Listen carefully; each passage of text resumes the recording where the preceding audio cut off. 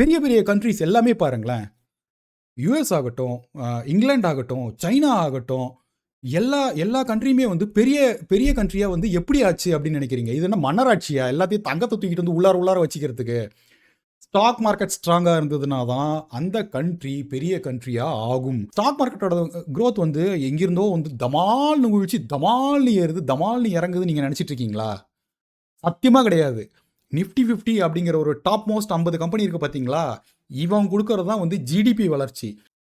1000 நாள் வந்து லாக் பண்ணி வைங்க.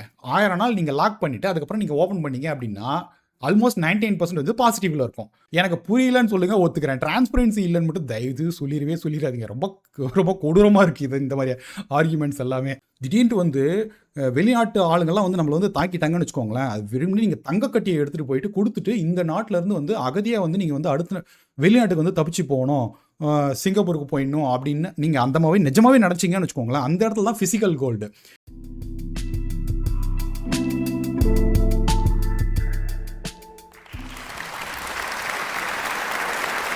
வணக்கம். பூச்சி மசாலா வழங்கும் நீங்களா நாங்களா. இன்னைக்கு நம்ம பேச போற தலைப்பு தங்கமா அல்லது ஆல்டர்னேட் அசெட்ஸா அப்படின்ட்டு. ஆல்டர்னேட் அசெட்ஸ்னா என்னது? ஏதோ சொல்றாங்க ஈக்விட்டி ஷேர்னு சொல்லி இந்த பக்கம் ஒரு செட்டு உட்காந்துருக்குது. தங்கம் தான். ஒரு சின்ன சின்ன ஃபங்க்ஷன் ஆச்சுனாலும் சரி, காது குத்து, கல்யாணம், நம்முடைய வாழ்க்கையோட மொத்தமா வந்து பயணம் செய்யறது தங்கம் தான். அதை மட்டுமே வாங்கினாலே போதும் அப்படின்னு சொல்லிட்டு இந்த பக்கம் ஒரு கும்பல உட்காந்துருக்கு.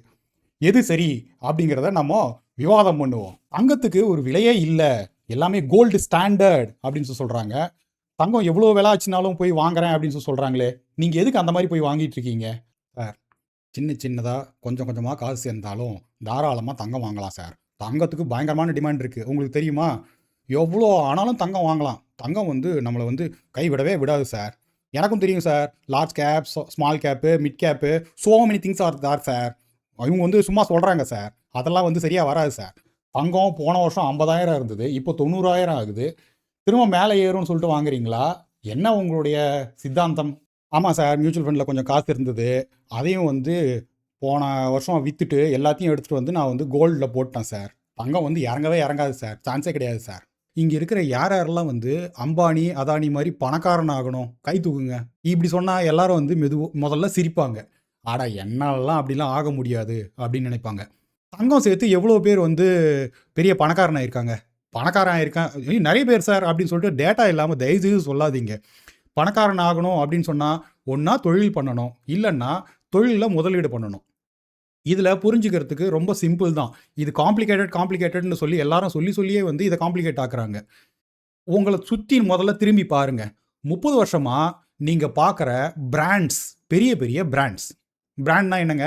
லைஃப் பாய், சர்ஃப் எக்ஸலு, நீங்கள் உபயோகிக்கிற ஹார்லிக்ஸு, போன்விட்டா, பையனோ பக்கத்து பசங்களோ வந்து ஒர்க் பண்ணுற ஐடி கம்பெனிஸு, டிசிஎஸ், இன்ஃபோசிஸு, இதே மாதிரி நீங்கள் யூஸ் பண்ணுற பேங்க்ஸு, ஐசிஐசிஐ, ஹெச்டிஎஃப்சி, ஆக்சிஸ் பேங்க்கு, கோட்டக் பேங்க்கு, நீங்கள் 30 வருஷமாக யூஸ் பண்ணுற எல்லா பிராண்ட்ஸையும் சுற்றி திரும்பி பாருங்கள் ஒரு முறை.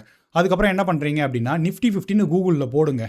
இந்த டாப் மோஸ்ட் 50 கம்பெனி இருக்குது பார்த்தீங்களா, இதுதான் நிஃப்டி 50 அப்படிங்கிறது. பெரிய பெரிய கம்பெனிஸில் நீங்கள் இன்வெஸ்ட் பண்ணுறீங்க அப்படின்னு சொன்னால் அதோட வளர்ச்சியில் நீங்கள் பங்கெடுத்துக்கிறீங்க அப்படிங்கிறது அர்த்தம்.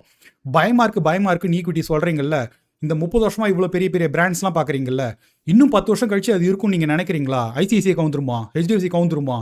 நம்ம இந்தியாவுடைய முன்னேற்றத்தில் பங்கெடுத்துக்கிறதுக்கான ஒரு வாய்ப்பு அப்படின்னு முதல்ல நினைங்க. இன்சூரன்ஸ் மாதிரி நீங்கள் கோல்டு வாங்கிக்கலாம். இன்சூரன்ஸ் வந்து நீங்கள் யூஸ் பண்ண மாட்டீங்க. இன்சூரன்ஸ் யூஸ் பண்ணாமல் இருந்தால் தான் வந்து நமக்கு நல்லது அப்படிங்கிற மனசில் அந்த பயம் இருக்கும் பார்த்தீங்களா? அதே மாதிரி தான் கோல்டு.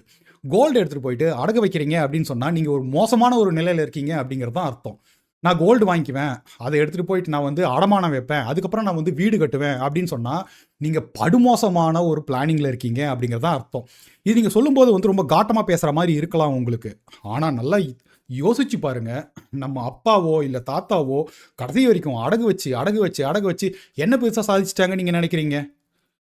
பக்கத்துலேயே வந்து தொழில் பண்ணி வந்து பெரிய ஒரு ஆளை நீங்கள் சுற்றி நீங்கள் வந்து வாழ்க்கை முழுக்க பார்த்துக்கிட்டே தான் இருப்பீங்க. ஆனால் நீங்கள் என்ன செய்கிறீங்க அப்படின்னு சொன்னால் இதுக்கான ஒரு சின்ன ஸ்டெப்பு கூட எடுக்கிறது கிடையாது. நியூஸில் போய் பார்க்குறீங்க. நியூஸில் பார்க்கும்பொழுது அவங்க டிஆர்பி ஏற்றுறதுக்காக தான் வந்து இது எல்லாத்தையுமே பேசுவாங்க. ஒரு 1% வந்து மார்க்கெட் கீழே விழுந்துருச்சு அப்படின்னா 1,00,000 கோடி முதலீட்டாளர்கள் பணத்தை இழந்தார்கள் அப்படின்னுவாங்க.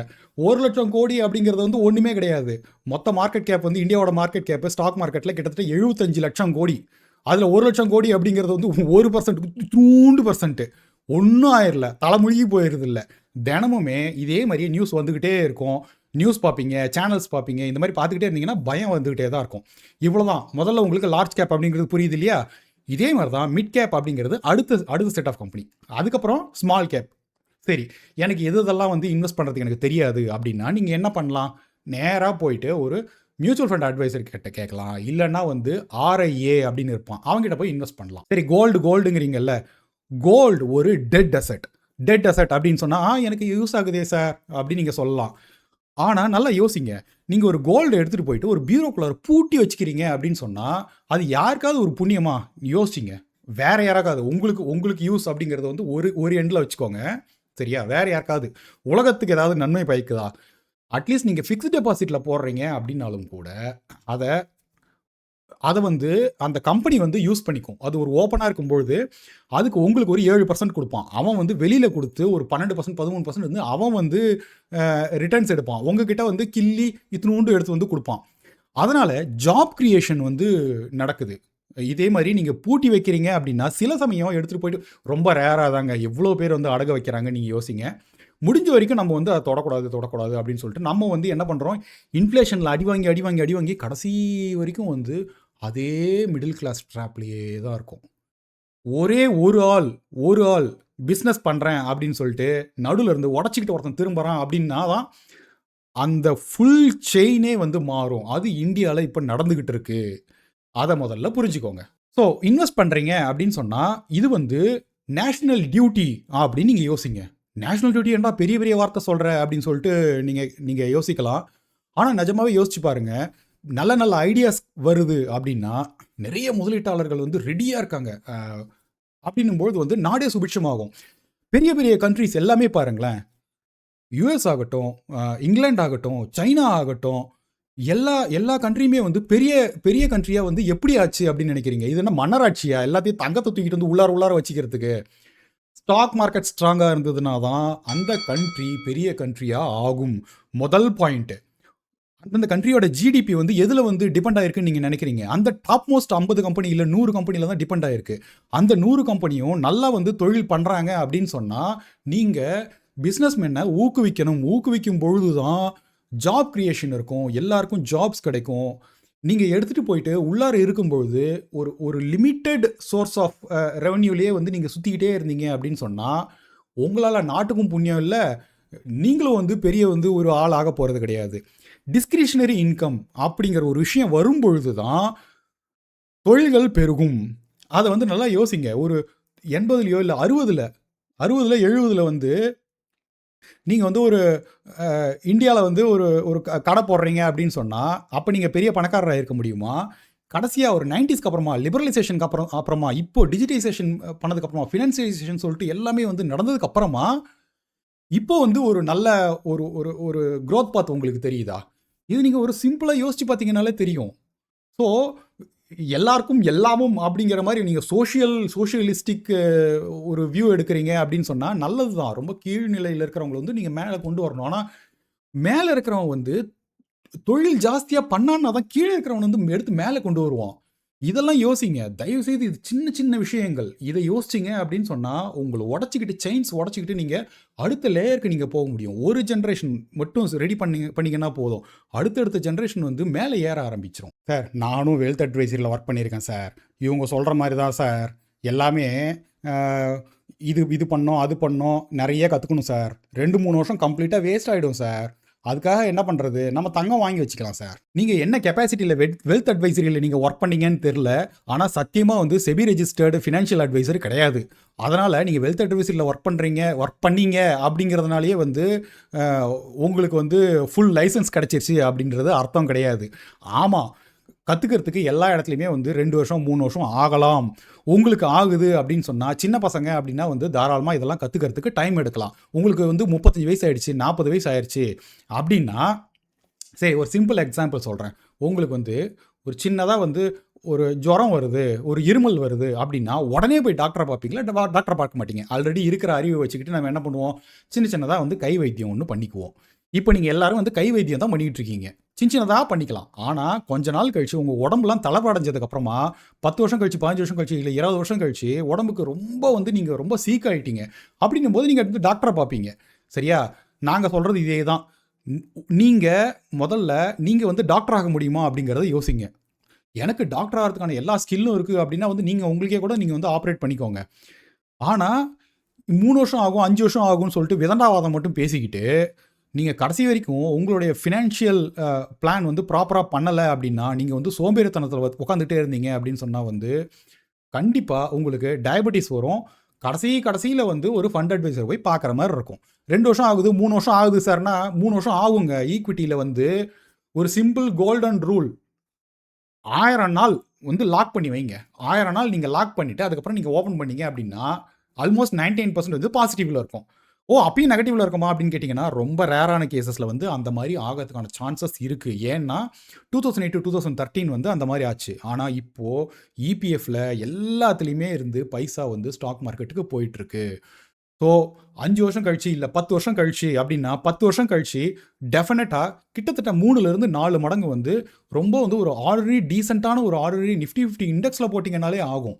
ஒரு நல்ல வெல்த் அட்வைசர் கிட்ட போகிறீங்க அப்படின்னு சொன்னால் 10 வருஷத்தில் ரொம்ப யங்ஸ்டர்ஸ் ஸ்டாக் மார்க்கெட்டில் இறங்குறாங்க அப்படின்னு சொன்னால் 5 மடங்கு 6 மடங்கு தாராளமாக பண்ணலாம் அப்படிங்கிறது தான் கலை யதார்த்தம். இதை வந்து ஒரு மியூச்சுவல் ஃபண்ட் அட்வைசரோ இல்லை வந்து ஒரு ஃபினான்ஷியல் அட்வைசரோ வந்து டைரெக்டாக இவ்வளோ மடங்குன்னு சொல்லிட்டு அவங்களால வந்து சொல்ல முடியாது.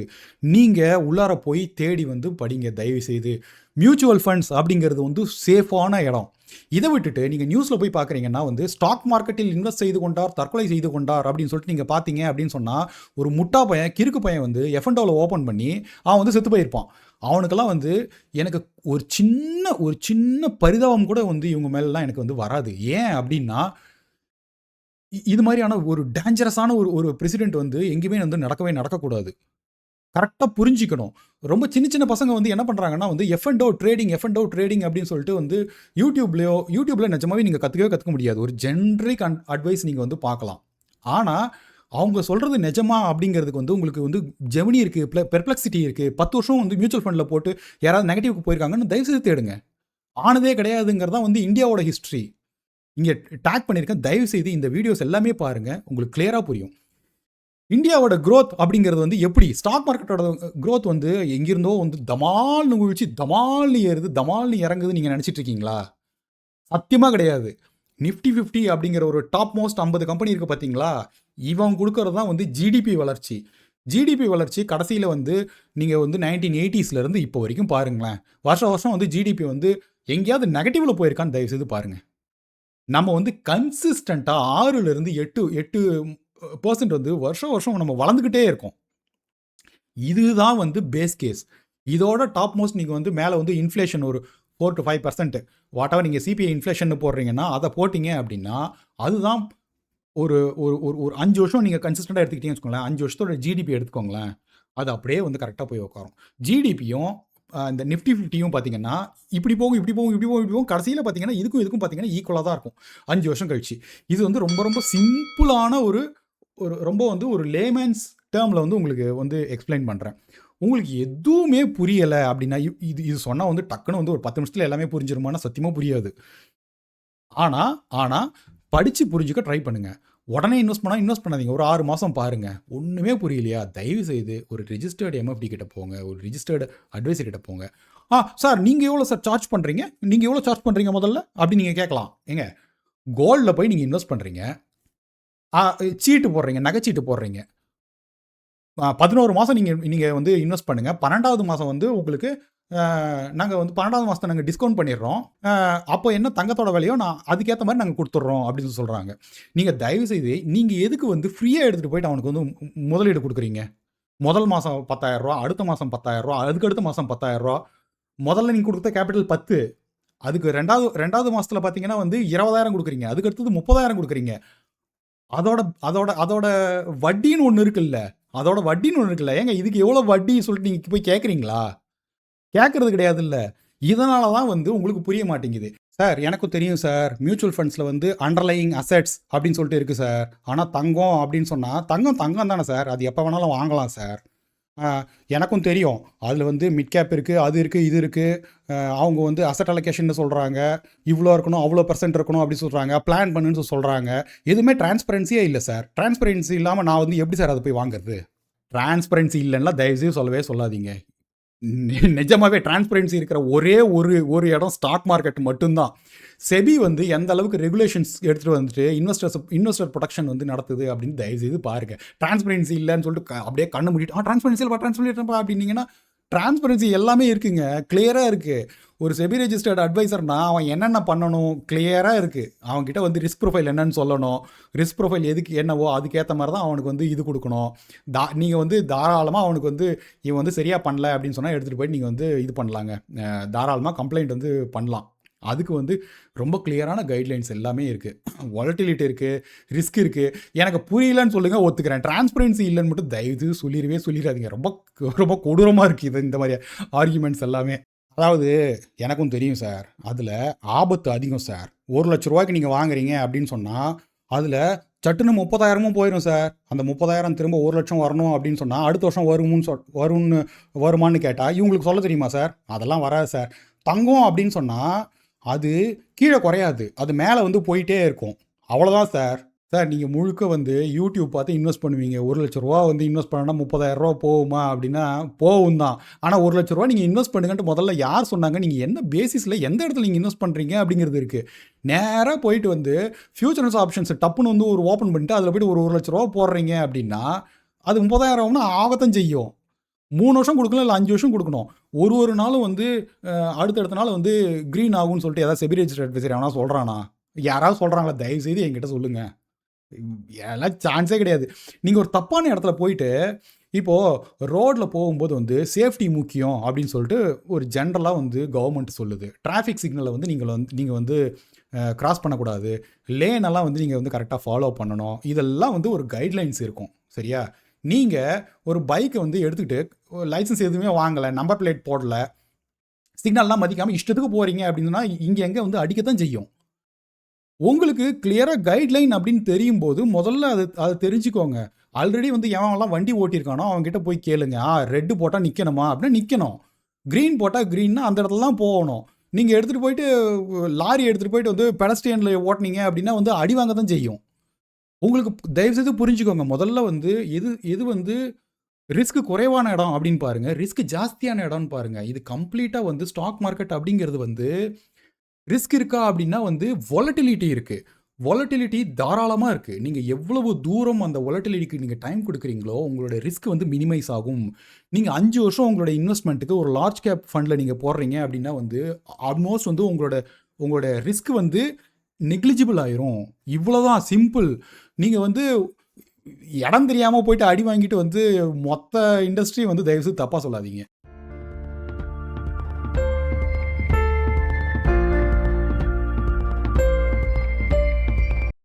அதான் சார். அதே மாதிரி 95ல் அது ஒரு இது கொண்டாந்தாங்க. 5,000லேருந்து அது இப்போ 50 ஆயிடுச்சு. அதுவும் நடந்திருக்குல்ல சார். ஒரு இதுன்னாதீங்க. எந்த மியூச்சுவல் ஃபண்ட் அது அப்படின்னு நீங்கள் கேட்டிங்கன்னா அதுக்கு வந்து சரியான பதில் கிடைக்கும். அது 5,000லேருந்து 50 ஆயிருக்குன்னா எந்த மியூச்சுவல் ஃபண்ட் 5,000லேருந்து 50 ஆயிருக்கு சொல்லுங்கள். 5,000லேருந்து 50 போட மியூச்சுவல் ஃபண்ட் எதுன்னு சொல்லுங்கள். ஏன் 10 வருஷம் டீசெண்டாக வந்து டைம் கொடுத்தீங்க அப்படின்னா ரொம்ப மினிமல் வந்து 3 டைம்ஸ் ஆயிருக்கு. அதெல்லாம் வந்து ஆனதே கிடையாது. மியூச்சுவல் ஃபண்ட் அட்வைஸ்ன்னு மியூச்சுவல் ஃபண்டுன்னு ஒருத்தர் சொல்கிறாரு அப்படின்னா 5,000லேருந்து 50 ஆயிருக்கே அப்படின்னா அதெல்லாம் சும்மா ரேண்டமாக அடிச்சு விடாதீங்க.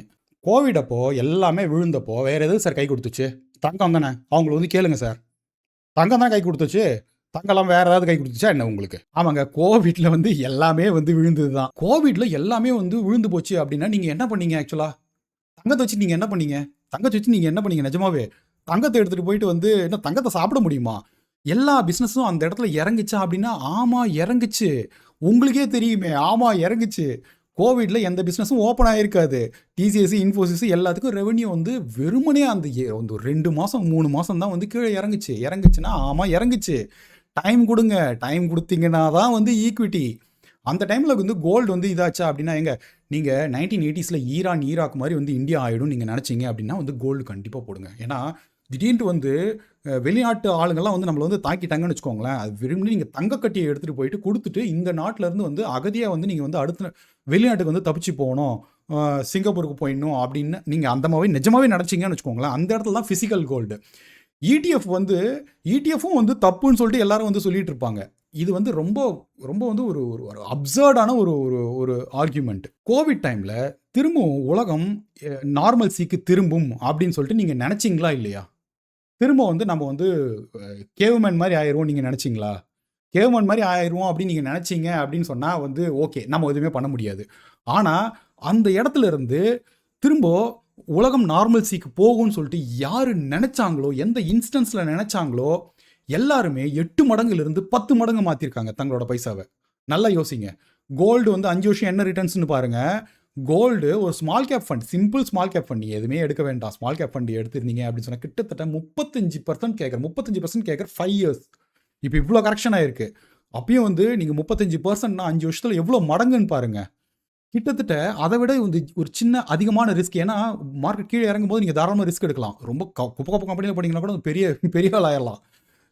ஸோ ஒரு 7-8 மடங்கு வந்து உங்களோட வெல்த்தை வந்து நீங்கள் வந்து மல்டிப்ளை பண்ணியிருக்கலாம். அந்த டைமில் போயிட்டு வந்து கோல்டு வாங்குறது, கார்பரேட் பாண்டு வாங்குறது, பாண்டு வாங்குறதுன்னு சொல்லிட்டு யாரெல்லாம் போய் உட்காந்தாங்களோ தே ஹவ் நாட் ரெக்கவர்டு.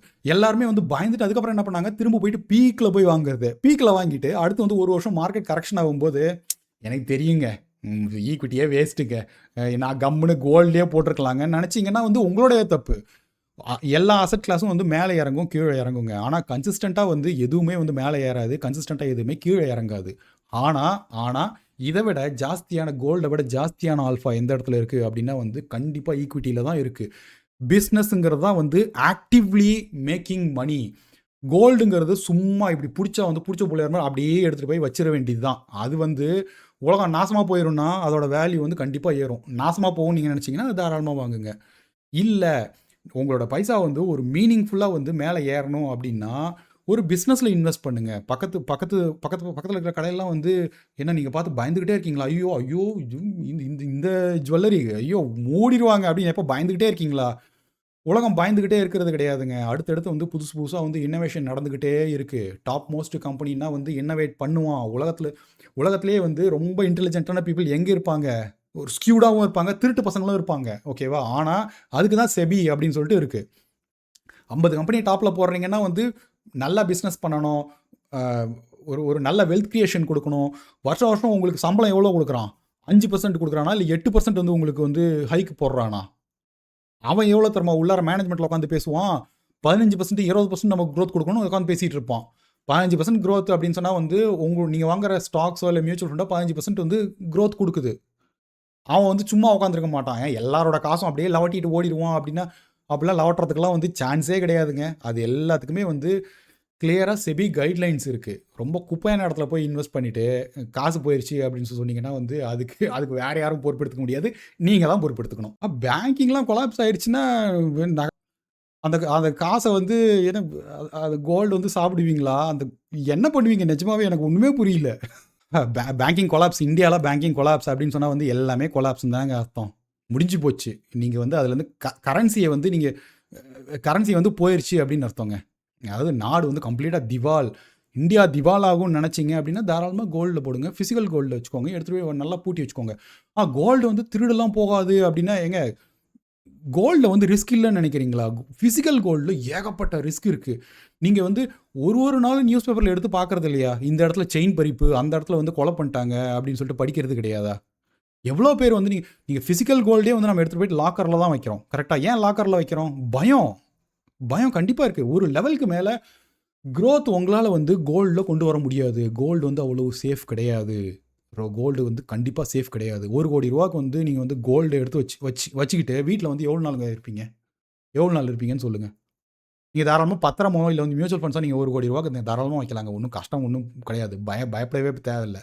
ஆனால் கோல்டு வந்து உங்கள் உயிருக்கே வந்து உத்தரவாதம் கிடையாது. சரியா? எவ்வளோ நெகட்டிவ் நியூஸ் படிக்கிறீங்க. கோல்டு வந்து ஒன்றுமே ஆகாதுன்னு சொல்லலாம். சரி, எங்கே போகிறது அப்படின்னா உங்களுக்கு உடம்பு சரியில்லை அப்படின்னா வந்து டாக்டரை வந்து நீங்கள் எப்படி தேடுவீங்க? டாக்டரோட ஒரு அந்த ஹால்ல வந்து ஒரு சர்டிஃபிகேட் மாட்டி வச்சிருப்பாங்கல்ல, அதுதான். அதுதான் வந்து அவங்களோட சர்டிஃபிகேஷன். டாக்டர் வந்து எல்லா டாக்டரும் வந்து மோசமா இருப்பானா அப்படின்னா வந்து மோசமா இருக்க மாட்டான். நம்ம தைரியமா போயிட்டு நம்ம வந்து உடம்ப பார்த்துக்கிறோமா இல்லையா? அதே மாரி தான். ஒரு மியூச்சுவல் ஃபண்ட் டிஸ்ட்ரிபியூட்டர் அப்படின்னு சொன்னா, அவனுக்கு வந்து ஒரு ஏஆர்என்னு ஒரு நம்பர் இருக்கும். செபி ரெஜிஸ்டர்ட் அட்வைசர் அப்படின்னா அவனுக்குன்னு சொல்லிட்டு ஒரு நம்பர் இருக்கும். அவன் வந்து படிச்சுட்டு இதுக்குன்னு சொல்லிட்டு வருவான். டாக்டர வந்து மானிட்டர் பண்ற மாதிரியே, டாக்டர் என்னென்ன பண்றாங்க, நீங்க வந்து டாக்டர் ஏதாவது ஒரு தப்பு பண்றாங்க அப்படின்னு சொன்னா வந்து, நீங்க போயிட்டு எஸ்கலேட் பண்ண முடியும். நீங்க எவ்வளோ பேருக்கு உங்களுக்கு தெரியுன்றது எனக்கு தெரியாது.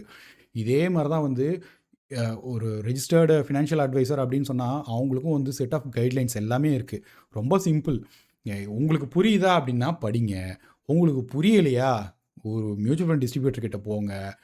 நீங்க தாராளமா வந்து கான்டாக்ட் பண்ணலாம். இவர்கிட்ட தான் வரணுமானா, இங்கேயே வரவே வேண்டாம். நீங்க எங்க வேணாலும் போங்க. எங்க வேணாலும் இன்வெஸ்ட் பண்ணுங்க. ஆனா, சுத்தி உலகத்துல என்ன நடக்குது அப்படின்னு பாருங்க. கோல் பிளானிங் அப்படின்னு சொல்லிட்டு ஒரு ஒரு விஷயத்த பண்ணுங்க. கோல் பிளானிங்னா ஒண்ணுமே கிடையாது. என்னோட என்னோட எ என்னோட ரிட்டயர்மென்ட்க்கு எவ்வளோ, என்னோட பையனோட படிப்புக்கு வந்து எவ்வளவு, இதெல்லாம் வந்து நீங்க பிளான் பண்ணுங்க. ஒரே விஷயம் அதுல நீங்க என்ன யோசிக்கணும் அப்படின்னா, பையனுக்கு இப்போ காலேஜ் ஃபீ ரூ. 4,00,000 ஆகுது. ஒரு இன்ஜினியரிங் காலேஜ்ல 4,00,000 இல்ல 5,00,000 ஆகுது அப்படின்னு சொன்னா, 10 வருஷம் கழிச்சு அது 20,000 25,00,000 ஆகும் அப்படிங்கிறது மட்டும் நீங்க அதுதான் இன்ஃப்ளேஷன். இது நீங்க எப்படி கண்டுபிடிக்கிறது அப்படின்னா, 2000ல வந்து எவ்வளோ வந்து ஃபீலாம் எவ்வளோ இருந்தது, ஸ்கூல் ஃபீலாம் எவ்வளோ இருந்ததுன்னு பாருங்க. எனக்கு 1995, 96ல வந்து என்னோட மந்த்லி ஸ்கூல் ஃபீ வந்து மெட்ரிகுலேஷன் ஸ்கூல்ல வந்து அப்போ வந்து ரூ. 40. இப்போ கிட்டத்தட்ட ரூ. 8,000 கிட்டத்தட்ட எல்லாரும் ரூ. 8,000 கிட்டத்தட்ட ஒரு வருஷத்துக்கு வந்து ரூ. 1,00,000 ஆகுது கரெக்ட்டா? மாசத்துக்கு ரூ. 8,000 ஆகுதா இல்லையா? இது எவ்வளோ பெர்சன்ட் நினைக்கிறீங்க? 11%. இதே மாரி உங்க எல்லா பைசாவும் வந்து அதே மாரி 11, 12% நீங்க வந்து இன்கிரீஸ் பண்றீங்களா? உங்களோட ஹெல்த் இன்சூரன்ஸ் அதெல்லாம் பாருங்க. எவ்வளோ வந்து வேக வேகமா ஏறிட்டு இருக்குன்னு பாருங்க. 10, 11% நீங்க வந்து ரிட்டர்ன்ஸ் எடுத்தீங்கன்னா தான் ஓரளவுக்கு உங்களோட இன்ஃப்ளேஷனே வந்து உங்களால மீட் பண்ண முடியும். கவர்மெண்ட் குடுக்குற இன்ஃப்ளேஷன் 4 இல்ல 5ன்னு சொல்லிட்டு அவங்க குடுப்பாங்க. ஏன்னா, அவன் வந்து பேங்க்ல வந்து வட்டி குடுக்குறதுக்கு வந்து கவர்மெண்ட்லாம் வந்து எதுவும் பண்ணாது. கவர்மெண்ட் வந்து எவ்வளோ வட்டி குடுக்குதோ, அத நீங்க அப்படியே வந்து வாங்கி வச்சுக்க வேண்டியது தான். அதுக்கேத்த மாரி வந்து நீங்க வந்து பஸ்ல தான் பிரயாணம் பண்ணணும். ஃப்ளைட்லலாம் போக்கூடாது. ஏசி இதெல்லாம் போகக்கூடாது. நீங்க வந்து டேட்டா ரீசார்ஜ் கூட நீங்க வந்து பண்ணவே பண்ணக்கூடாது. எதெல்லாம் ஃப்ரீயோ அதுதான் பண்ணணும். கவர்மெண்ட் ஹாஸ்பிட்டல்ல நீங்க போய் பண்றீங்க அப்படின்னா, இது நீங்க வந்து கவர்மெண்ட் குடுக்குற அதே வட்டிய நீங்க வாங்கிட்டு நீங்க அதே மாரியே பண்ணலாம். Be very clear. தயவுசெய்து இது சில விஷயங்கள் வந்து ஹார்ஷாவும் வந்து சில சமயம் சொல்லியிருக்கலாம். ஆனா வந்து நல்லா யோசிச்சு பாருங்க. எல்லாமே வந்து நல்லதுக்கு அப்படின்னு சொல்லிட்டு உங்களுக்கு நல்லா புரியும். Thank you. வணக்கம் கோட்டு கோபிநாத் அவர்களே. வாய்ப்பு கொடுத்தமைக்கு நன்றி.